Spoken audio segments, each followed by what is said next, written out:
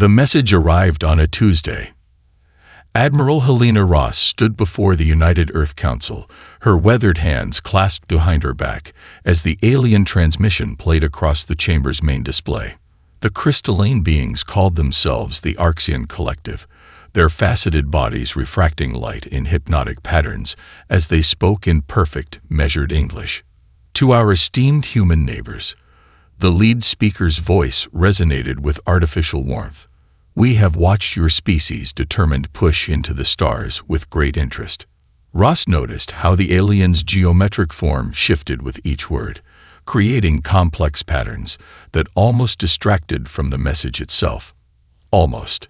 In recognition of your remarkable progress, we extend an invitation that we reserve for only the most promising species. The chamber remained silent, but Ross could feel the shift in energy. Humanity had been fighting for decades to achieve faster-than-light travel, and here it was being offered on a silver platter. Our quantum tunneling technology, the Orcsian continued, has allowed us to bridge the vast distances between stars. We offer to share this gift with humanity. General Marcus Webb leaned forward in his seat, his cybernetic eye wearing, as it analyzed the transmission. "Admiral," he whispered, "their tech readings are off the charts. This could change everything." The Orcsians' next words confirmed their suspicions. A single jump through our network could cross 10,000 light-years. Imagine your colony ships reaching their destinations in days rather than centuries. Ross had imagined it. Every military leader had. The ability to move fleets across the galaxy in moments would revolutionize not just exploration, but defense. Earth's far-flung colonies would no longer be vulnerable to raiders and claim jumpers from more advanced species. However, the Orcsian's crystal form pulsed with blue light. Such technology cannot simply be transmitted through data packets. We invite Earth's finest minds to Orcsos Prime for a personal demonstration. The council chamber erupted in whispers. An invitation to an advanced alien homeworld was unprecedented. Your scientists will need to witness the quantum matrices in person. Your military leaders must understand the strategic implications. Your diplomats must help draft the terms of our technology exchange. Ross felt a chill despite the chamber's warm air. "They want all our experts in one place," she murmured. Council President Sophia Patel raised her hand, silencing the room. "And the cost of this generosity?" The Orcsian's form sparkled with what might have been amusement. "We seek only to elevate promising species, to help them reach their full potential. We ask nothing in return except your presence and your trust." The transmission ended, leaving the chamber in thoughtful silence. President Patel turned to Ross. "Your assessment, Admiral." Ross stepped forward, her dress uniform catching the light. "It's an incredible opportunity. Maybe too incredible." She paused, choosing her words carefully. "But we've hit a wall with our own FTL research. The Colonial Defense Force needs this technology." General Webb's cybernetic eye flashed. "Or at least we need to know why they're so eager to share it." The council debated for hours. Ross listened as they weighed the risks against the potential benefits. Finally, President Patel called for a vote. The decision was unanimous. Earth would accept the invitation. As Ross left the chamber, she already had her personal AI, composing messages to Earth's top scientists, strategists, and military leaders. They would send their best and brightest to Orcsos Prime, but she would make damn sure they were prepared for anything. What she didn't know, what none of them knew, was that the Orcsians were watching the chamber through quantum-entangled particles in the very air. They observed as humanity took their first step into what the collective considered a perfect trap. But perfection, as they would soon learn, was a dangerous thing to count on when dealing with humans. Dr. Emily Sullivan hadn't slept in 3 days. The holographic star charts floating around her private lab told a story that made her blood run cold. She'd started with a simple question: why were the Orcsians so generous? That question had led her down a rabbit hole of astronomical data, ship movements, and colonial records. "Computer, show me the Cerulean Empire's trade routes again," she commanded, her voice hoarse from too much coffee and too little rest. The blue lines of merchant vessels appeared, stretching across the galaxy like glowing veins. Then, abruptly, they stopped. 8 years ago, the entire civilization had gone dark, shortly after their much-celebrated technology exchange with the Arctians. Now overlay the Nexus Confederation's patterns. Another network of lines appeared, this time in green. Same story, different species. All contact lost 7 years ago, exactly 1 year after their summit on Arxos Prime. Emily rubbed her temples, fighting back a headache. The pattern was there, clear as day, but nobody seemed to be looking for it. 6 advanced civilizations in the past decade, all gone silent after accepting the Arxians' generous offer. Her quantum tablet chimed with an incoming call. Admiral Ross's hologram appeared, looking as tired as Emily felt. "Dr. Sullivan, you missed the preparation briefing." "Admiral, we need to talk." Emily waved her hand, sending her findings to Ross's display. "Look at these navigation records. The Arxians aren't just sharing technology.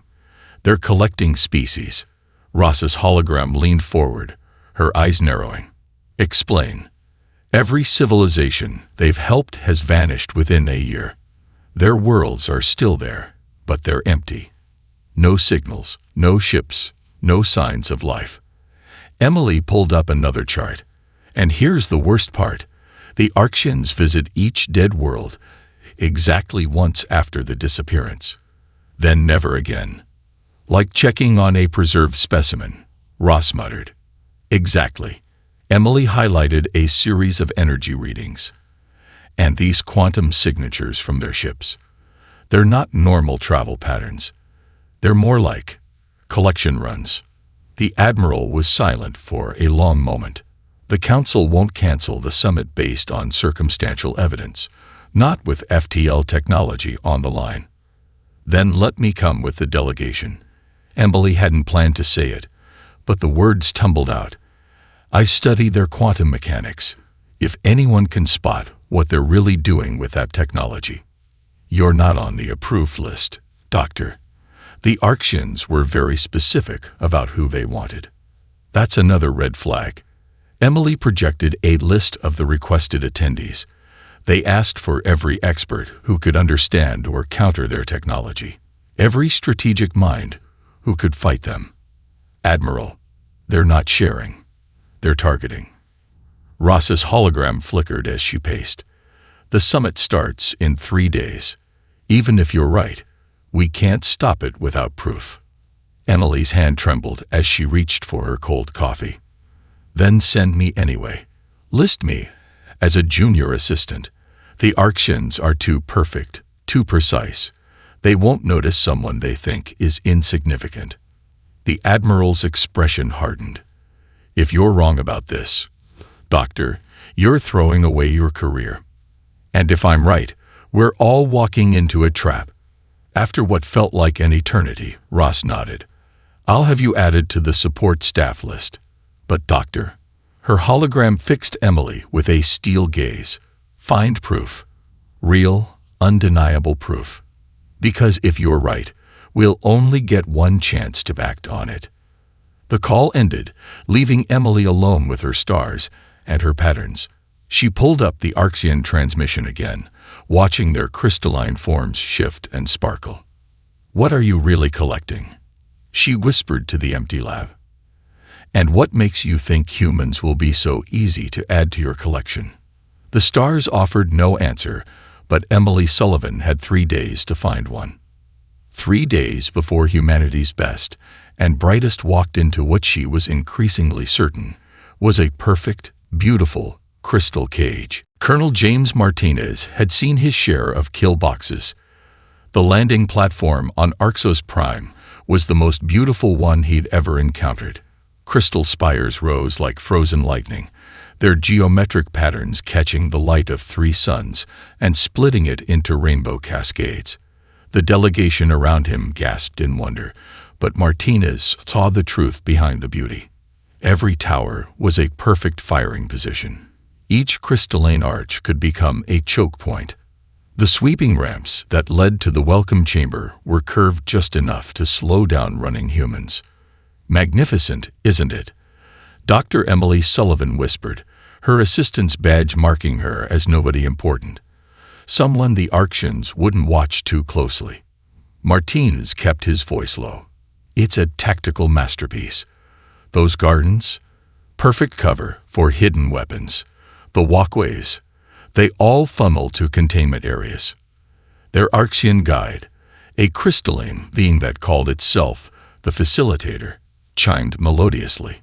We have prepared a tour that will show you all the wonders of our capital." The delegation followed, their footsteps echoing on the crystal floor. Martinez noticed how the sound carried, how every conversation could be heard from the right vantage point. Even the acoustics were weaponized. Admiral Ross walked at the front of the group, her diplomatic smile never wavering. She'd stationed Marines throughout the delegation, disguised as aides and support staff. Not that their weapons would do much good against beings made of living crystal. The Facilitator led them through a series of chambers, each more breathtaking than the last.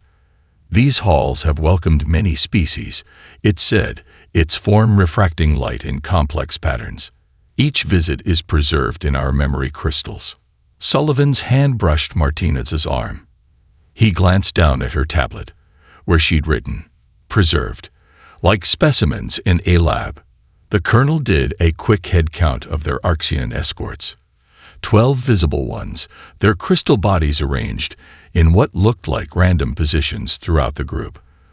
But Martinez had studied ancient Earth military formations. The Arxians had recreated a classical Roman battle line in 3 dimensions. "The quantum tunneling demonstration will begin soon," the Facilitator announced. "But first, we have prepared a feast to honor our guests." The banquet hall was a cathedral of crystal, with a vaulted ceiling that seemed to touch the violet clouds above. Tables made of transparent crystal held foods from 100 worlds. The human delegation was guided to their seats, each place setting perfect, each chair position calculated. Martinez noted that all the exits were behind the Arxian positions. "Colonel," Sullivan murmured, pretending to adjust his place setting. "The crystal in these walls, it's grown in matrices, the same pattern as their quantum technology." He raised an eyebrow. "The whole building is part of their machine." "I think the whole city is." The Facilitator raised its crystalline arms, drawing everyone's attention. "Before we begin, we wish to share something special. In our archives, we have preserved memories of every species that has joined us in friendship." The walls began to glow, and suddenly they were surrounded by holograms of alien beings. The Cerulean Empire's aquatic philosophers, the Nexus Confederation's silicon scholars, each species that had vanished after their visit to this very hall. Martinez saw Sullivan's face pale. She'd been right about everything. "To add human memories to our collection," the Facilitator chimed, "will be our greatest honor." The colonel's hand slipped to the hidden pocket in his uniform, where a quantum resonator waited. Around the room, he saw other members of the delegation making similar subtle movements. They'd come prepared for a trap. But as the crystal walls pulsed with growing energy, Martinez wondered if any amount of preparation would be enough. The Arxians had built this trap over millennia, testing and perfecting it on species far more advanced than humanity. Every detail was calculated, every contingency planned for. What they hadn't planned for was how dangerous a cornered human could be. The quantum tunneling chamber was a perfect sphere. Dr. Emily Sullivan felt her skin crawl as the delegation entered the massive room. The crystalline walls thrummed with energy, each facet pulsing in synchronized patterns that made her eyes hurt if she looked too long. "Behold, The facilitator's voice resonated through the chamber, the culmination of 10,000 years of progress. At the center of the sphere stood what appeared to be a simple crystal arch. But Sullivan's instruments told a different story. The arch was drawing more power than a small star. Admiral Ross stepped forward, her voice steady. "We look forward to the demonstration." Of course, the facilitator's form sparkled with what might have been amusement. "We have prepared a most educational experience." Colonel Martinez caught Sullivan's eye from across the room. His hand was already moving toward his hidden quantum resonator. He'd seen it too. The Arxian Honor Guard had sealed every exit. The facilitator raised its crystalline arms. "Observe, as we bridge space itself." The arch flared to life, but instead of creating a portal, it released a pulse of energy that rippled through the chamber. Sullivan felt her teeth vibrate as the wave passed through her. "What you feel?" The facilitator's voice had lost its artificial warmth. "Is the formation of a quantum containment field, one that has successfully preserved 7 species before you." Admiral Ross's diplomatic smile vanished. "Preserved? Your species has such potential." The facilitator's crystal body began to grow, spikes and facets extending as it revealed its true form. "But you are chaotic, unpredictable. You must be studied, understood, and then properly preserved in our collection." The other Arxians were transforming too, their beautiful symmetry giving way to crystalline weapons and armor. The walls of the chamber had become a prison, every surface now crackling with containment energy. "Did you think we wouldn't notice your hidden weapons?" The facilitator's voice echoed from every surface. "Your primitive quantum resonators. We have contained species far more advanced than yours." Sullivan's mind raced. The energy patterns in the walls matched her theories about quantum preservation. They weren't just going to kill the delegation. They were going to freeze them in time, perfect specimens for their cosmic museum. "Now," the facilitator continued, "you will join the others. Your chaotic nature will be studied, catalogued, and—" A sharp crack echoed through the chamber. Sullivan turned to see Admiral Ross standing there. A crystal champagne flute from the banquet shattered at her feet. "Oh, I'm sorry," Ross said, her voice dripping with sarcasm. "Did I break your perfect pattern?" The facilitator actually stuttered, its crystalline form vibrating with confusion. That was not part of the sequence." "You're right about one thing."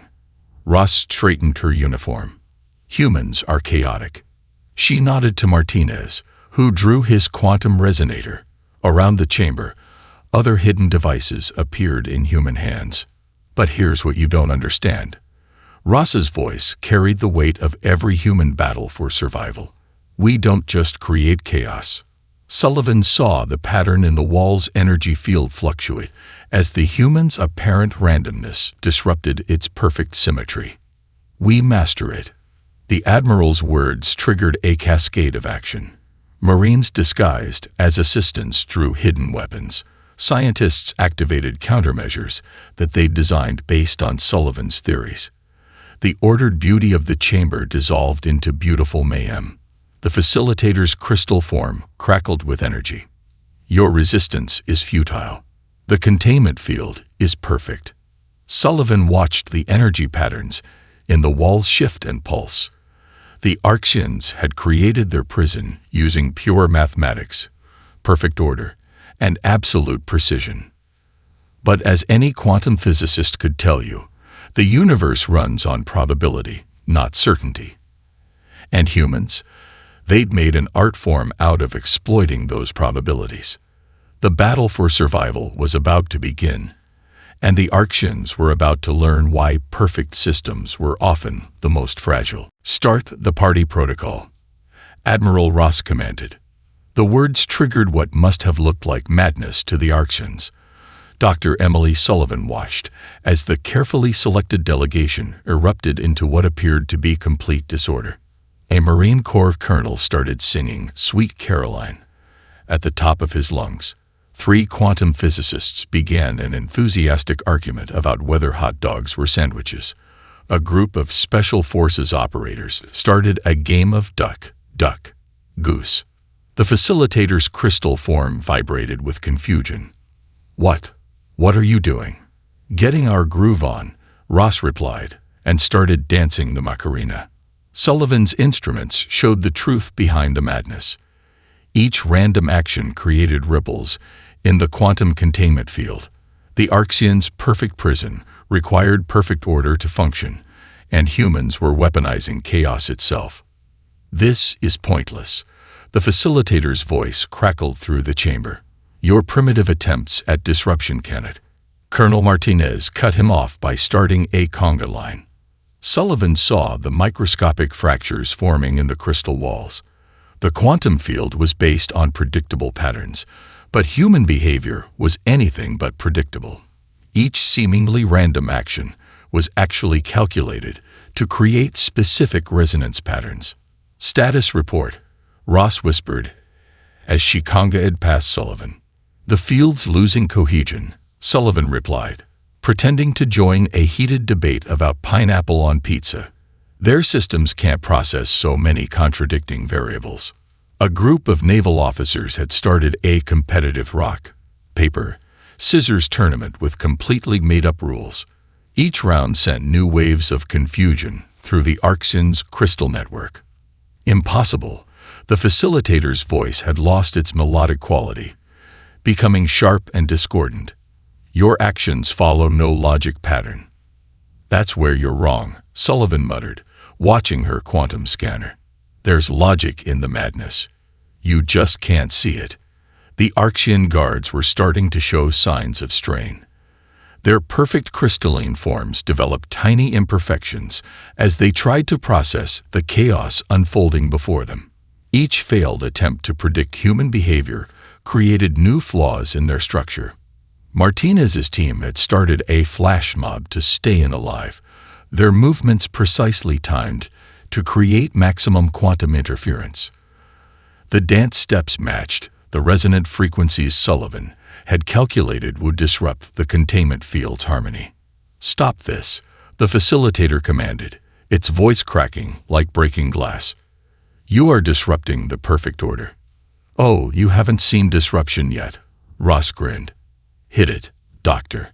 Sullivan activated her modified quantum resonator. The device began playing Never Gonna Give You Up at a frequency that matched the crystal's natural resonance. Around the chamber, other hidden devices joined in, creating a cascade of overlapping waves. The Arxians' perfect prison was based on the premise that every action could be predicted and controlled. But humans had turned unpredictability into an art form. Each chaotic action was part of a larger pattern, one that only made sense if you understood that sometimes the best strategy was no strategy at all. The containment field is destabilizing, Sullivan called out, her voice nearly lost in the beautiful chaos. Keep going. The facilitator's crystal form was now riddled with cracks. This is not possible. We have contained 1,000 species. But you've never tried to contain humans before, Ross replied, now leading an impromptu limbo contest under a Marine's rifle. We don't just think outside the box. We break it, rebuild it, and turn it into a party hat. As the chamber's perfect symmetry began to crumble, Sullivan realized they'd found the Arxians' fatal flaw. The crystalline aliens had built their entire civilization on the principle of perfect order. They'd never considered that chaos itself could be a weapon. And now that weapon was about to blow their perfect prison wide open. Colonel Martinez had always known music could be a weapon. Phase 2, he called out, his voice cutting through the orchestrated chaos. The hidden quantum resonators in their diplomatic gifts, crystalline art pieces that the Arxians had proudly displayed throughout their capital, began to pulse with a new frequency. Dr. Sullivan's eyes widened as her instruments detected the change. The crystals are growing. The facilitator's form shuddered as the sound waves hit. Across the chamber, the Archean guards began to sprout irregular crystal formations, their perfect geometries corrupted by forced growth. "What have you done?" The facilitator's voice crackled with static. "These frequencies, they're making us imperfect." Admiral Ross straightened her uniform, still swaying to an unheard beat.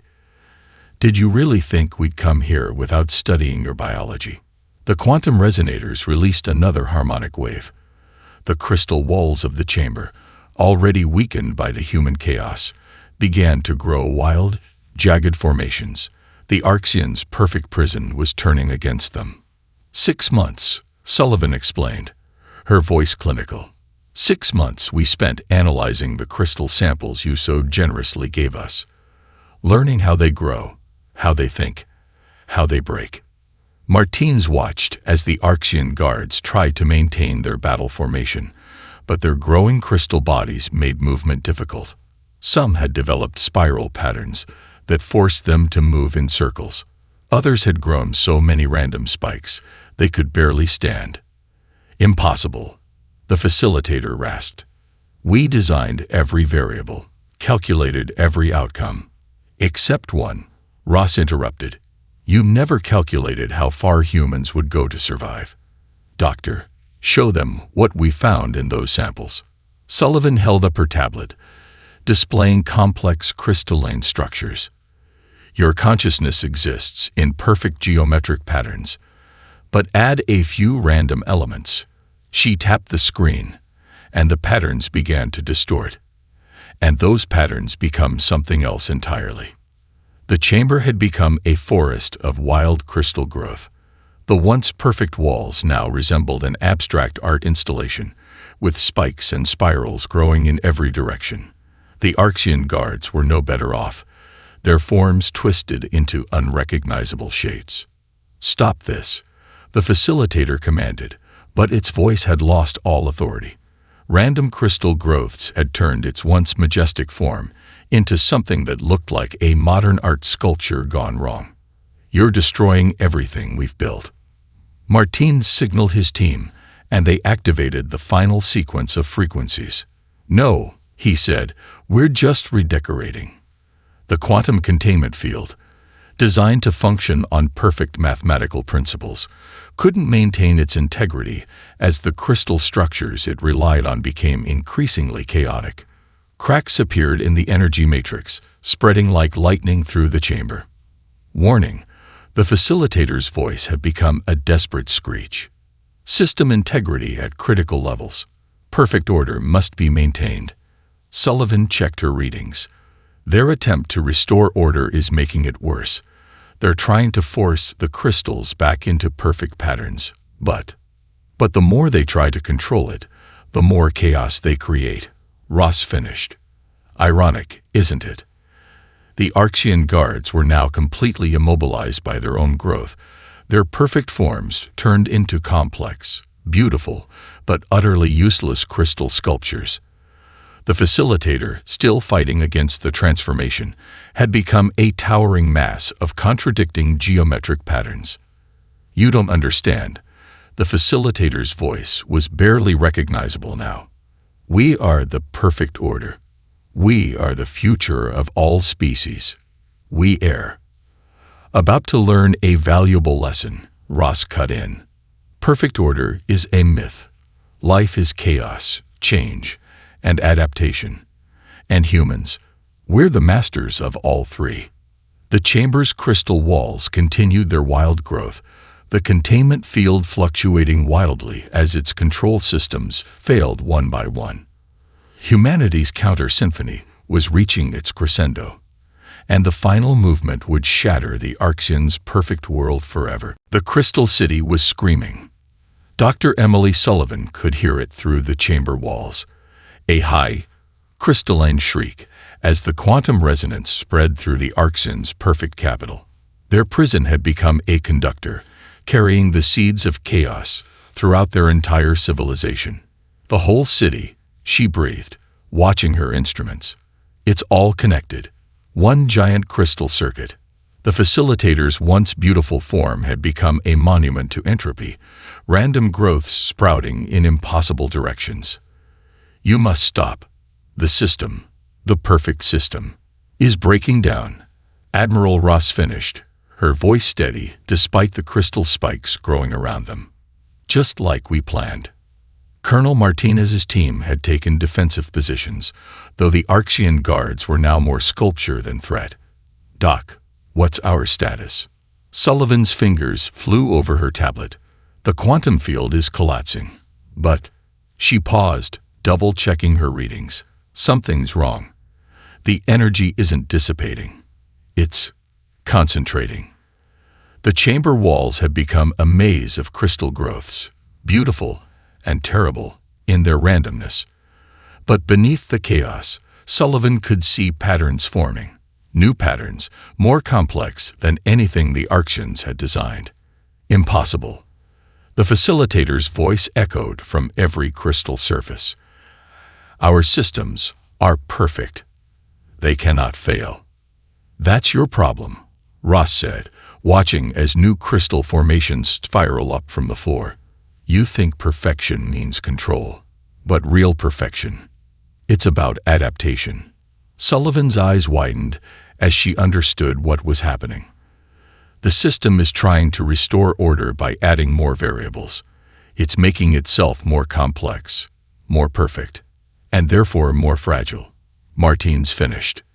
The chamber's energy readings were off the scale now. The quantum containment field, designed to preserve everything in perfect stasis, was attempting to calculate every possible variable that could lead to order. But with each new calculation, each new attempt at control, it only created more chaos.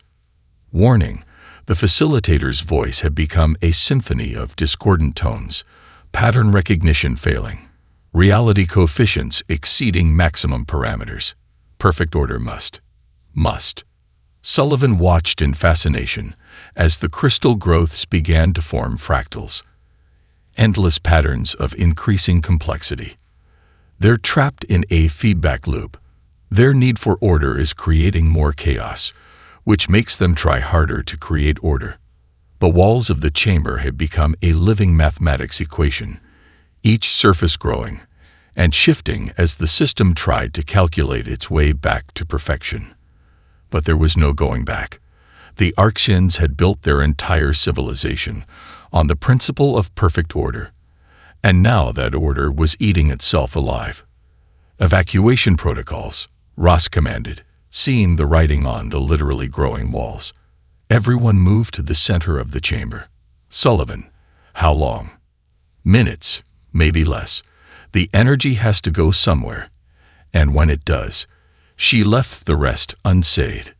The facilitator's form had become a nexus of crystal growth, each new pattern more intricate than the last. We are perfect. We are order. We err. About to learn the final lesson, Ross said, her voice almost gentle. Perfect order isn't just impossible. It's toxic. Life needs chaos to grow, to evolve, to survive. The Crystal City's scream had become a harmony of breaking glass and shattering dreams. The Arxians' perfect prison had become a monument to their own fatal flaw, the belief that anything could be truly perfect. As the chamber's energy readings approached critical levels, Sullivan realized the true irony. The Arxians had spent millennia preserving other species, thinking they were perfect curators of life's diversity. But in their quest for perfect order, they'd created something far more powerful. Perfect chaos. In the end, the Arxians' perfect system worked exactly as designed. Dr. Emily Sullivan watched the final calculations flash across her tablet as the quantum containment field made one last attempt at establishing order. It's looking for the most perfect pattern in the chamber. The facilitator's fragmented voice echoed through the growing crystal forest. Yes, the system will preserve the most ordered structure. We will. The crystal being's voice cut off as understanding dawned too late. The most ordered structure in this chamber, Admiral Ross said with grim satisfaction, is you. The quantum field, programmed to identify and preserve perfect patterns, had found its ultimate target. The Arxians themselves, with their crystalline bodies and mathematically perfect minds, were the most ordered elements in the chaos-filled chamber. "Everyone back!" Colonel Martinez shouted as the energy readings spiked. The human delegation watched in awe as the field began its work. The facilitator, its form already twisted by random growth, became the focus of the preservation effect. The process that had been designed to trap and preserve other species turned inward, freezing the crystal being in a perfect moment of horror and understanding. "No," the facilitator's last word crystallized in the air. "We are the perfect." The field spread rapidly, seeking out every Arxian in the chamber. Each guard, each observer, each hidden operator became a perfect statue, their forms caught between order and chaos, between their original perfection and the wild growth that had corrupted them. Sullivan's voice was barely a whisper. The preservation field. It's spreading through the entire city. Through the chamber's transparent walls, they could see the effect rippling outward. Every Arxian in the capital was being caught in their own perfect trap, their bodies becoming monument to their own hubris. "How long will it last?" Ross asked, watching the crystal forest grow still. According to these readings, Sullivan checked her data. Forever. They designed the field to create perfect, eternal preservation. They just never imagined they'd be the ones preserved. Martinez approached one of the frozen guards, its form now a beautiful but terrible sculpture of crystal and consequence. "All those species they collected, where are they?" Sullivan was already working on her tablet. "The preservation data. It's all here. Every species they preserved. Their data, their culture, their potential future, all stored in the crystal matrix." "Can you reverse it?" Ross asked. "Bring them back." "Better." Sullivan's eyes lit up with understanding. "We can free their data. Let them choose their own path forward. The Arxians didn't destroy them. They just paused them, waiting for the perfect moment to continue their evolution. And now that moment's here." Ross nodded. "Because the only thing standing in their way has been perfectly preserved." Martinez finished. The chamber had become a gallery of living statues. Each Arxian frozen in the moment they realized their perfect system had turned against them. The crystal city beyond had gone silent, its streets now an exhibition of eternal monuments to the price of perfection. As the human delegation prepared to leave, Sullivan took one last reading. The quantum field had stabilized, creating a permanent record of the Arxians' last moment. They would stand forever in their crystal city, perfect and unchanging. A warning to any species that believed perfect order was the ultimate goal. "Send a message to Earth," Ross commanded as they boarded their ship. "Tell them we're coming home. And we're bringing something better than quantum tunneling technology." "Oh." Martinez raised an eyebrow. "And what's that?" Ross looked back at the crystal city, now a museum of its own creators. A reminder that the most dangerous trap isn't the one your enemy sets for you. It's the one you set for yourself. Above them, 3 suns cast rainbow light through the crystal spires, creating dancing patterns that would play across the preserved forms of the Arxians for eternity. In their quest for perfect order, they had achieved it, just not in the way they had planned. Their perfect trap had indeed become their grave. And in that perfect ending, there was a beautiful sort of chaos.